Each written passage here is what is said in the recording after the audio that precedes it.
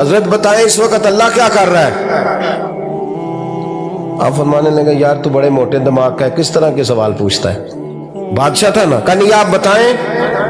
تو امام مالک فرمانے لگے تو تخت پہ بیٹھ کے سوال پوچھتا رہتا ہے اور میں نیچے بیٹھ کے جواب دیتا رہتا ہوں، نیچے آ پھر بتاتا ہوں۔ اس نے کہا جناب بتائیں۔ فرمانے لگے تو سوالی ہے نا، تو نیچے بیٹھ اور میں اوپر بیٹھتا ہوں۔ کہ جناب آ جائیں۔ ہارون رشید نیچے آ گیا، امام مالک تخت پہ بیٹھ گئے۔ فرمانے لگے اب بتا کیا پوچھ رہا تھا؟ کہنے لگا حضور پوچھا تھا اللہ اس وقت کیا کر رہا ہے؟ فرمانے لگے رب اس وقت تجھے سمجھا رہا ہے کہ اس تخت پہ تکبر نہ کرنا، 1 منٹ لگتا ہے میں تجھے اٹھا کے مالک کو بٹھا دیا کرتا ہوں، یہ تجھے سمجھا رہا ہے، لہٰذا اس سمجھ پہ قائم رہنا، تکبر نہ کرنا، 1 ہی تو منٹ لگتا ہے، یہ تجھے سمجھا رہا ہے۔ امام مالک بن دینار رحمت اللہ علیہ فرماتے ہیں مجھ سے کہنے لگا پیسے آئے تو میں عیاش ہو گیا، رمضان کا مہینہ تھا، عصر کے بعد میری اماں افطاری کی تیاری کر رہی تھی، میں گیا، میں نے کہا شراب پی ہوئی، اماں روٹی دے، تو اماں کہنے لگی شرم کر، شرم کر، روزہ رکھا نہیں تو جنہوں نے رکھا ہے ان کا تو خیال کر۔ کہتے اماں کی بات کا مجھے غصہ لگا، میں کہا کرتا ہوں بد نصیب ہے وہ بیٹا جس کا باپ اس سے بات کرتے ہوئے ڈرتا ہے کہ پتہ نہیں کہاں سے بولے گا۔ بد نصیب نہیں وہ بیٹا جس کی ماں اس سے بات کرتے ہوئے سہم جاتی ہے کہ پتہ نہیں کون سی بولی بولے گا۔ بد نصیب نہیں کہ ماں باپ بھی جس سے کھول کے بات نہ کر سکے۔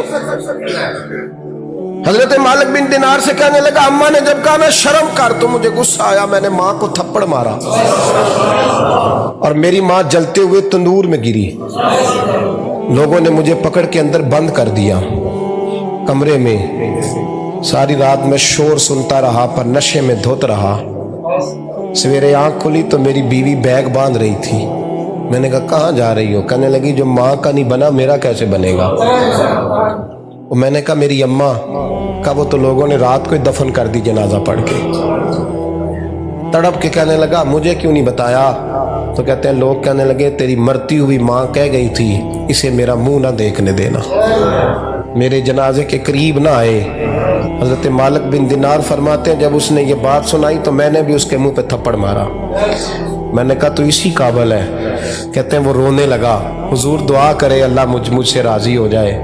کہنے لگا جب ماں کی انتقال کی خبر ملی تو میں نے کلاڑی لے کے وہ ہاتھ کاٹ دیا جس سے ماں کو مارا تھا، میں نے ساری جائیدادیں خیرات کر دیں۔ 24 سال ہو گئے، 24 سال ساری رات نماز پڑھتا ہوں، روزہ رکھتا ہوں، حج کرتا ہوں، پر ہر سال کوئی آ کے کہتا ہے جا دوڑ جا تیرا کوئی نہیں قبول ہوا۔ حضور دعا کرے مالک راضی ہو جائے۔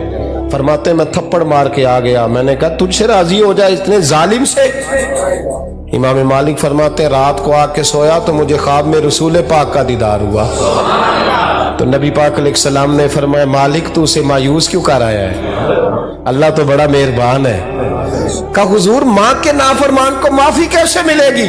تو امام مالک فرمانے لگے نبی کریم نے فرمایا جا اسے جا کے بتا دے تجھے قیامت میں تیری ماں کی وجہ سے بخش دیا جائے گا۔ کہا